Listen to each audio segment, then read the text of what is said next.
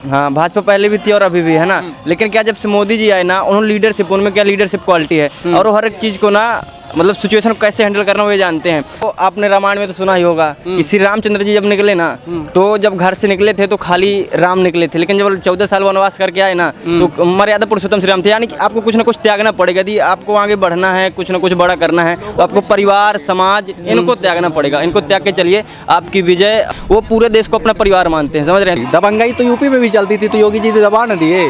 देखिए, चाहे बीजेपी का हो या कांग्रेस का हो, अगर कोई सरकार से जुड़ा है तो वो अपनी दबंगाई तो दिखाता है, चाहे बाहुबली हो चाहे ना हो। ठीक है, पार्टी में शामिल हुए तो आप गुनहगार साबित नहीं होंगे, आप दूध के धुले हैं। अगर विपक्ष में रहेंगे तो ईडी सीबीआई भेजती। धारा 370 नहीं हटी है, धारा 370 का बी हटा है।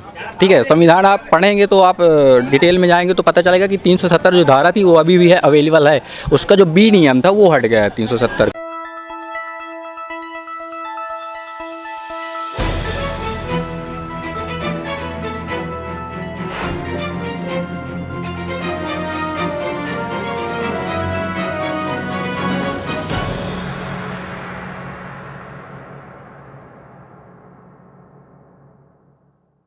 आज हमें मथुरा, जो कि उत्तर प्रदेश में आता है, और उत्तर प्रदेश के जो मुख्यमंत्री योगी आदित्यनाथ, जिनका पूरे देश में डंका बजता है, तो आज हम उस मथुरा जो भगवान कृष्ण की नगरी है वहाँ से कुछ युवक हमारे साथ में हैं और ये ओपिनियन लेंगे, उनका रिव्यू लेंगे कि चुनाव आ रहा है, लोकसभा चुनाव तारीखें ऐलान हो गई हैं, उसके बारे में वो क्या सोच रखते हैं और सरकार ये बनी रहना चाहिए या बदलाव होना चाहिए, यह सारे सुझाव वो देंगे अपने ओपिनियन के द्वारा। तो चलिए, हम यहाँ युवक मौजूद हैं, किसी युवक से अब चर्चा करते हैं। भाजपा पहले भी थी और अभी भी है ना। लेकिन क्या जब से मोदी जी आए ना, उन्होंने लीडरशिप, उनमें क्या लीडरशिप क्वालिटी है और वो हर एक चीज़ को ना मतलब सिचुएशन को कैसे हैंडल करना वो ये जानते हैं। देखिए, 5 साल में या जितना भारत उभरा है ना, उतना कई सालों में नहीं उभरा था पहले। तो इसका पूरा श्रेय तो मतलब जितना उभर रहा है या आगे चल के उभरेगा, पूरा चंद्रयान हुआ अपना, जितना भी श्रेय जाता है मतलब जो भी है तो मोदी जी को ही जाता है उभरने के कारण।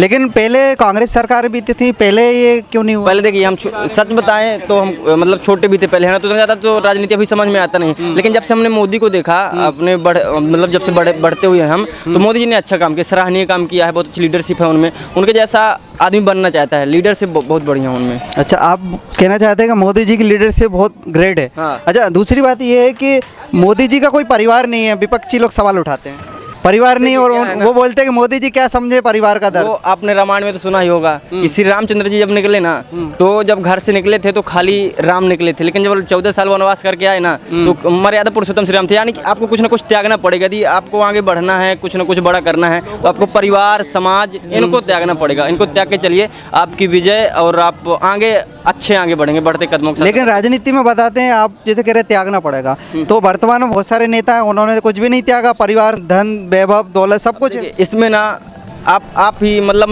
हम लोग 2 भाई हैं, ठीक है ना, एक ही मतलब एक ही माता पिता के आप भी होंगे, हम भी है ना, लेकिन उसी मतलब परिवार में ना यदि 2 लोग होंगे, दोनों की अलग अलग सोच होती है। अब मोदी जी की अलग मेंटेलिटी है और जो लोग अलग हैं उनकी अलग मेंटेलिटी, वो अलग अलग तरीके से अपना देश चलाना चाहते हैं, वो पूरे देश को अपना परिवार मानते हैं, समझ रहे हैं। तो उस हिसाब से हैंडल करें अपने परिवार की तरह। लेकिन जो दूसरे लोग हैं तो अपने हिसाब से हैंडल करेंगे ना।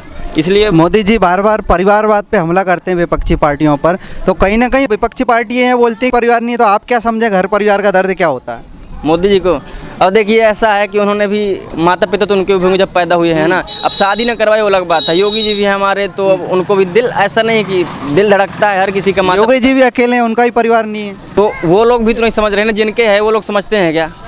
उनको भी तो यही है ना, वो भी समझे ना समझे हमको क्या मतलब। अभी वर्तमान में कुछ ईडी या सीबीआई द्वारा छापे मारे जा रहे हैं विपक्षी नेताओं पर, तो विपक्षी लोग बोल रहे हैं कि ये द्वेष की भावना से मोदी जी कर रहे हैं, विपक्षियों को ख़त्म करना चाहते हैं। तो अब देखिए, विपक्षी तो कभी ख़त्म हो नहीं सकता, वो बोलते होंगे, लेकिन पक्ष और विपक्ष दोनों, सत्य और सत्य दोनों रहता है, तो मतलब गाड़ी बराबर चलती है ना। और बोलते हैं कि ईवीएम से जो वोटिंग होती है उसमें कहीं ना कहीं फ्रॉड होता है, तो ईवीएम से वोट में फ्रॉड होता है क्या? होता नहीं होगा, मोदी जी एक अच्छे व्यक्ति हैं। आपका क्या मानना है? नहीं होता। विपक्षी लोग तो यही बोलते हैं, उन्होंने सर्वे भी करा लिया है, आप कैसे बोल सकते, किस आधार पर? तो उनके कहने से क्या है। विपक्ष की जो आवाज़ है, जो बार बार चुनाव हार जाते हैं, तो वो बोलते हैं कि ईवीएम में गड़बड़ी है, सारे वोट बीजेपी को जाते हैं, कुछ ना कुछ तो गड़बड़ी है। तो हमारे साथ एक सज्जन है, वो ईवीएम के बारे में बताएंगे। तो ईवीएम में कैसे गड़बड़ी कर सकते हैं? देखिए, ईवीएम में गड़बड़ी करने का एक मेन जो मुद्दा है वो ऐसा है कि जिस देश ने बनाया ईवीएम, बोलते फ्रांस ने बनाया, वहाँ ईवीएम में चुनाव नहीं होते, वहाँ बैलेट पेपर में होते चुनाव। तो जाहिर सी बात है कि जो देश खुद ईवीएम का आविष्कार कर रहा है, वो खुद तैयार नहीं है अपने चुनाव करवाने के लिए, तो हो सकता है कुछ ना कुछ तो मिस्टेक होगी ना। लेकिन सरकार में जो लोग हैं वो बोलते हैं कि यदि बैलेट पेपर से चुनाव कराया जाएगा तो जो पहले होता था पेटियां लूट ली जाती थी वो अब भी हो सकता है, तो इसकी क्या गारंटी, जैसा बंगाल में कुछ जगह देखा गया। वो तो अपने रक्षा मंत्रालय के ऊपर है कि अपनी सुरक्षा कितनी सशक्त होती है। अगर सुरक्षा सशक्त है तो अपने जो बैलेट पेपर है उसमें कोई गड़बड़ी नहीं हो सकती। जिनकी दबंगई चलती है जैसे बिहार हुआ, बंगाल में, वो लोग तो किसी को मानते नहीं कानून वगैरह को। नहीं, दबंगई तो यूपी में भी चलती थी, तो योगी जी तो दबा न दिए। योगी जी जैसे सब जगह नहीं है ना, बात वो है ना। नहीं तो बनना पड़ेगा ना। अगर योगी जी ऐसी सब जगह नहीं जाएंगे तो फिर कहीं ना कहीं माहौल तो गड़बड़ाएगा। बिहार में आरजेडी का शासन था तो लोग बोलते थे कि जंगल राज है, तो जंगल राज में की वो इसलिए बोलते थे कि वहाँ पे पेटियां लूट ली जाती थी। हाँ, हो सकता है बाहुबली हर जगह का कोई है, जैसे कोई सरकार से जुड़ा है तो सरकार का कोई, देखिए चाहे बीजेपी का हो या कांग्रेस का हो, अगर कोई सरकार से जुड़ा है तो अपनी दबंगई तो दिखाता है, चाहे बाहुबली हो चाहे ना हो। ठीक है, जैसे आप यहाँ यहीं के देख लीजिए कि जैसे कई सारे नेता हैं, मैं टिप्पणी नहीं करना चाहूँगा उन पर, तो वो जैसे भाजपा पार्टी से जुड़े हैं तो उन पर कुछ नहीं होता, ना ईडी काम करती ना पुलिस काम करती। रीजन क्यों नहीं होता है, ये क्या कारण है? सरकार का हाथ है ना। तो फिर सरकार को ट्रांसपेरेंसी रखना चाहिए ना, मतलब सरकार में जो है वो बच जाएगा और जो नहीं है वो नहीं बचेगा, कहीं ना कहीं सवाल तो उठता है। तो यही मेंटेलिटी तो है पार्टियों की भाई। जो पार्टी आती है सत्ता पे वो क्या करती है कि विपक्ष के लोगों पे क्या करती है, ईडी भेजती, सीबीआई भेजती है, अपने जो उस पे शामिल हो जाता है उनकी पार्टी पे आके उन पे। लेकिन सरकार में जो लोग बैठे हुए हैं वो बोलते हैं 10 साल पहले की बात बताते हैं, 10 साल पहले कांग्रेस भी तो यही काम कर रही थी। 10 साल पहले कांग्रेस क्या कर रही थी वो हमको नहीं देखना चाहिए, आज वर्तमान में क्या हो रहा है वो हमको वो बोलते हैं देखने चाहिए ना। नरेंद्र मोदी सीएम थे गुजरात के, जब उनको सीबीआई ईडी से घंटों पूछताछ कराई गई वो जो गोधरा कांड के विषय में, और घंटों उन्होंने कोऑपरेट किया, तो वही काम अब बीजेपी कर रही है, तो उसमें अलग क्या है? अलग ऐसा है कि जो कांग्रेस के टाइम में ये होता था कि अगर गुनहगार विपक्ष का हो या पक्ष का हो, दोनों पे ईडी और सीबीआई की जांच होती थी। अब क्या होता है कि अगर आप हमारे पार्टी में शामिल हुए तो आप गुनहगार साबित नहीं होंगे, आप दूध के धुले हैं। अगर विपक्ष में रहेंगे तो ईडी या सीबीआई भेज। लेकिन कोई मोदी जी पे जो इल्जाम लगा था कुछ साबित ही तो नहीं हो पाया। कांग्रेस की सरकार ही थी दिल्ली में उस समय भी, तो वो हो नहीं पाया, लेकिन वो तो एक प्रोसेस था ना। सरकार को अगर शक है तो वो आज भी करती है। अभी तो दिल्ली पे केजरीवाल की भी सरकार है, केजरीवाल जी की, तो उनके कई सारे सांसद ईडी सीबीआई में फंसे हैं, उन पे भी जांच है, लेकिन वो नहीं हो पा रहा, जांच तो नहीं हो पा रही, ना पुख्ता सबूत मिल पा रहे, तो इस पर आप क्या बोलेंगे? लेकिन बात वही है कि विपक्षी लोग जो बोल रहे थे तो सरकार भी यही बोल रही है कि अभी भी तो वही प्रोसेस हो रही है जो पहले होती थी। देखिए, आज आपकी सरकार है, आप जैसा करेंगे कल के दिन किसी और की सरकार आएगी वो भी ऐसा करेगी। तो ये मेंटेलिटी नहीं होना चाहिए कि 70 साल पहले कांग्रेस ने क्या किया या अब हम क्या कर रहे हैं, ये ना हो। देश कैसे अपना डेवलप करे इस पे मुद्दे की बात होना चाहिए।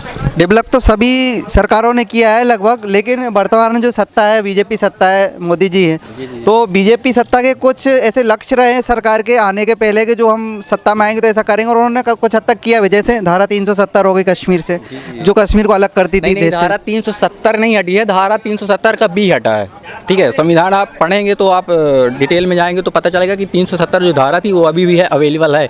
उसका जो बी नियम था वो हट गया है 370 का। बी नियम में क्या था बढ़ने? बी नियम में ये था कि कोई बाहरी जाके वहाँ जमीन नहीं खरीद सकता और रह नहीं सकता। ठीक है, अच्छा। तो ये प्रोसेस खत्म कर दिया सरकार। तो वो धारा 370 अलगाववाद आतंकवाद को कैसे बढ़ावा देती थी? बढ़ावा ऐसे देती थी कि भाई बाहरी आदमी जाएगा नहीं तो वहाँ के जो लोग हैं तो अटैचमेंट कर सकते हैं। क्या बॉर्डर का इलाका है अपना, पाकिस्तान से भी अटैचमेंट, अरुणाचल भी लगा हुआ है, सॉरी चाइना भी लगा हुआ है। तो इसके चलते थोड़ा सा क्या था कि वहाँ अलगाववाद और फिर बाहर से भी क्या आते थे, ये सब चीज़ें सांप्रदायिकता के लिए ये सब चीज़ें क्या थी, वहाँ से बाहर से भी फोर्स किया जाता था, इस वजह से थोड़ा अलगाववाद वहाँ। लेकिन अभी भी वही लोग हैं वहाँ पर, और अभी भी अब वो बोल रहे हैं कि भारत के साथ रहना चाहते हैं, पाकिस्तान से कोई लेना देना नहीं। तो लोग तो वही हैं। अब ऐसा क्यों हो रहा है? क्योंकि अब जो नियम चेंज हुआ, अब वहाँ सुरक्षा व्यवस्था और भी कड़ी की गई और विधानसभा भी की। अब वहाँ रोजगार भी दिए गए ना लोगों को यार, पहले ये सब चीज़ें दी नहीं गई थी, ना उनका खुद का कोई विधानसभा, ना वहाँ के युवा कुछ बात उठा पा रहे थे। ठीक है, आज वहाँ क्या है, विधानसभा दे दी गई, वहाँ के खुद के जो नेता चुन के जाते प्रतिनिधि विधानसभा में,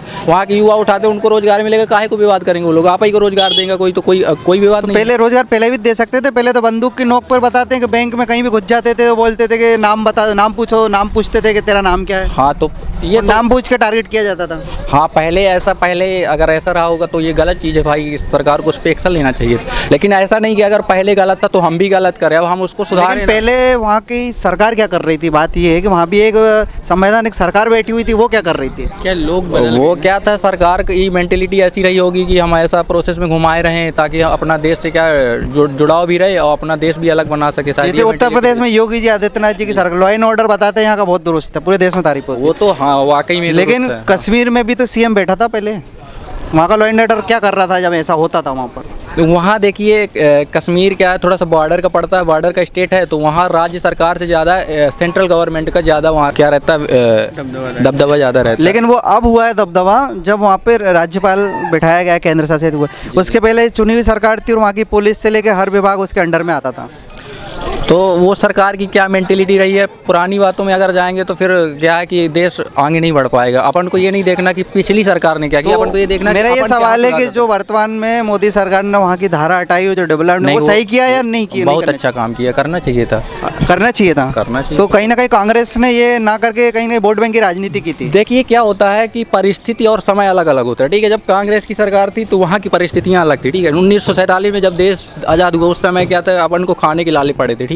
अब आप बोलेंगे कि अपन को क्या करना चाहिए था, बम बनाने चाहिए थे, मिसाइल बना, तो उस टाइम ऐसा नहीं हो सकता था, क्योंकि उस टाइम तो जनता को चाहिए था, खाना चाहिए था, रोजगार चाहिए था, ठीक है। तो उस हिसाब से क्या किया नेहरू ने, उस हिसाब से एक्शन लिया, ठीक है। अब कंट्री क्या कर रही है, धीरे धीरे डेवलप कर रही है, तो अब की परिस्थितियाँ अलग है, आपका समय अलग है, तो आप खाने पे नहीं जाएंगे, आप रोजगार पे जाएंगे, ठीक है। क्योंकि आप युवा को रोजगार चाहिए, पब्लिक भी बढ़ रही है, ठीक है। और कंट्री की सशक्तिकरण भी चाहिए भाई। बॉर्डर स्टेट में, बॉर्डर में अपने जितने भी देश हैं वो सब ताक लगाए बैठे कैसे इंडिया पे कब्जा किया जाए, तो उस पर क्या करेंगे, अब उस पर इम्प्रूवमेंट करना चाहिए सरकार को। तो वो परिस्थिति और समय की बात होती कि तब कैसा था, अब कैसा है। अच्छा, मेरा एक सवाल और है कि वर्तमान में जो पड़ोसी देश है पाकिस्तान, जी जी, एक समय में कांग्रेस सरकार थी, पाकिस्तान का दबदबा बहुत ज़्यादा था और आज एक बहुत दयनीय स्थिति हो गई है, ऐसा क्यों हुआ? देखिए दयनीय स्थिति होना ना होना, आटे के लिए मारामारी चल रही है बताते हैं। ये तो मीडिया का कारनामा है गुरु यार कि अपने देश में काहे बेरोजगारी नहीं है, अपने देश में नहीं है, अपने देश वहाँ कुछ ज़्यादा ही बताते हैं, आटे 2800 रुपये की बोरी है बता 10 किलो की। एक बात बताएं, अपने देश की सबसे मतलब खस्ता हालत इसी में ना कि 180 देश हैं, 180 देशों में मीडिया चलती, अपना रैंक कहाँ आता है, 162 पे आता है, ठीक है। कहीं ना कहीं हमारी मीडिया में कमजोरी होगी तब ना 162 में आता होगा, नहीं हमारा भी मीडिया लेवल अर्थव्यवस्था में 5वीं अर्थव्यवस्था है हम सबसे बड़ी, ठीक है। तो मीडिया के लेवल में भी पहले दूसरे में भी तो होना चाहिए, तो वो रैंक आपका डिसाइड करता है कि आप कितना अच्छा काम किए होंगे। तो अब बाहर क्या मुद्दा उठता है, देश के अंदर क्या मुद्दा उठता है, तो भाई आप लोग जो दिखाएंगे वही दिखाया जाएगा, ठीक है। नहीं, एक समय बोला जाता था कश्मीर की जब बात की जाती थी तो उसमें बताया जाता था कि पाकिस्तान को बिठा के ही एक टेबल पे बात हो सकती है। हुर्रियत कॉन्फ्रेंस के वहाँ नेता हुआ करते थे जो अब ख़त्म हो गए हैं, गिलानी और पता नहीं क्या क्या नाम था, उनके बगैर बात नहीं हो सकती कश्मीर के मुद्दे पर। अब वो बात ख़त्म हो गई है, पाकिस्तान कोई पूछ नहीं रहा। नहीं तो देखिए 2014 के शपथ समारोह में प्रधानमंत्री मोदी जी ने नवाज शरीफ को बुलाया था, तो उसको आप कैसे ले, उसके बाद पुलवामा हुआ, पुलवामा भी हुआ, ठीक है। फिर आप बर्थडे का वो देने गए, जो भी था बिना बताए आप चले गए, ठीक है। उसके बाद भी उरी हमला हुआ, ये सब हुए, तो उसको आप कैसे देखते हैं, मीडिया कैसे दिखाती है उनका जो अगर वो कुछ करे तो वो महत्वपूर्ण चीज़ दिखाई जाती है, विपक्ष कुछ करे तो उसको दबाया जाता है, तो ये तो मीडिया का कारनामा है कैसे भी। लेकिन बताते हैं वहाँ की सरकार का कुछ ज़्यादा इन्वॉल्वमेंट रहता था, अब वहाँ सरकार है नहीं चुकी, तो आम पब्लिक है, वहाँ आम पब्लिक बता रही है कि सरकार बहुत अच्छा काम कर रही है। देखिए ऐसा था कि 2014 में जब पुलवामा अटैक हुआ या 2014 से 19 के बीच में जो भी सत्र रहा हो, ठीक है, तो उसमें तो केंद्र पे सरकार ना तो कांग्रेस की थी ना तो बहुजन की थी, मोदी जी की थी, तो इतने सशक्तिकरण था तो देश के अंदर तो अटैक ना होना चाहिए था, ठीक है। कहीं ना कहीं रक्षा विभाग में या उनके सेफ्टी में कुछ ना कुछ तो गड़बड़ी आई होगी। पहले सेना के बताते पत्थर बरसाए जाते थे कश्मीर में सेना पे, यदि सेना ने किसी को पकड़ लिया पत्थरबाज को तो सेना के उसको बांध के पुलिस वो पूरी गाड़ी बांध के घुमाती थी कश्मीर में। हाँ तो देखिए जो आप जैसा करेंगे, अगर आप देश की सहिष्णुता को नहीं इस देश की सेना को गाड़ी पे बांध के और पूरे में घुमाया जा रहा है वहाँ की पुलिस द्वारा, ये ठीक था क्या? ये तो बहुत सरासर गलत था।